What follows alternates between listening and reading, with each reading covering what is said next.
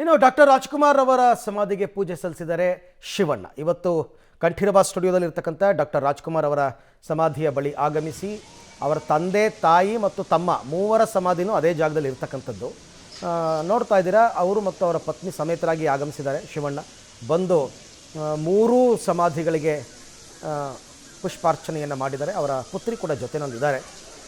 ಗೀತಾ ಶಿವರಾಜ್ಕುಮಾರ್, ಶಿವಣ್ಣ ಮತ್ತು ಅವರ ಪುತ್ರಿ ಎಲ್ಲರೂ ಕೂಡ ಬಂದು ಸಮಾಧಿಗೆ ಪೂಜೆಯನ್ನು ಸಲ್ಲಿಸಿದ್ದಾರೆ. ಈ ತಿಂಗಳು 24ಕ್ಕೆ ಡಾಕ್ಟರ್ ರಾಜ್ಕುಮಾರ್ ಬರ್ತ್ಡೇ ಕೂಡ ಇದೆ. ಆ ಸಂದರ್ಭದಲ್ಲಿ ಎಗೇನ್ ಮತ್ತೆ ಬರ್ತಾರೆ. ಯಾರದೇ ಹುಟ್ಟುಹಬ್ಬ ಇದ್ದರೂ ಕೂಡ ಬಂದು ಆ ಕುಟುಂಬದವರು ಅಲ್ಲಿ ಈ ರೀತಿ ಪೂಜೆಗೆ ಮಾಡ್ತಕ್ಕಂಥದ್ದು ಸಹಜ.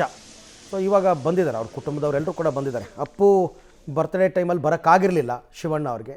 ಸೊ ಎಲ್ಲ ಸೇರಿ ಇವತ್ತು ಬಂದು ಮೂರು ಸಮಾಧಿಗಳಿಗೆ ಪೂಜೆಯನ್ನು ಸಲ್ಲಿಸಿ ಅಲ್ಲಿಂದ ಅವರು ತೆರಳಿದ್ದಾರೆ ಶಿವಣ್ಣ. ಈ ಸಂದರ್ಭದಲ್ಲಿ ಸಾಕಷ್ಟು ಜನ ಅಭಿಮಾನಿಗಳು ಅಲ್ಲಿ ಸೇರಿದ್ರು. ಆ್ಯಕ್ಚುಲಿ ಇವಾಗ ಸಮ್ಮರ್ ಹಾಲಿಡೇಸ್ ಆಗಿರೋದ್ರಿಂದ ಇದೊಂದು ಪ್ರವಾಸಿ ತಾಣ ಆಗಿಬಿಟ್ಟಿದೆ.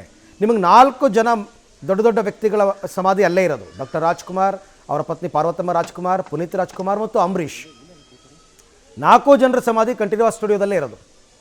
ಹಾಗಾಗಿ ಅದೊಂದು ಪ್ರವಾಸಿ ತಾಣ ಆಗಿದೆ. ಸಾಕಷ್ಟು ಜನ ಬರ್ತಾರೆ.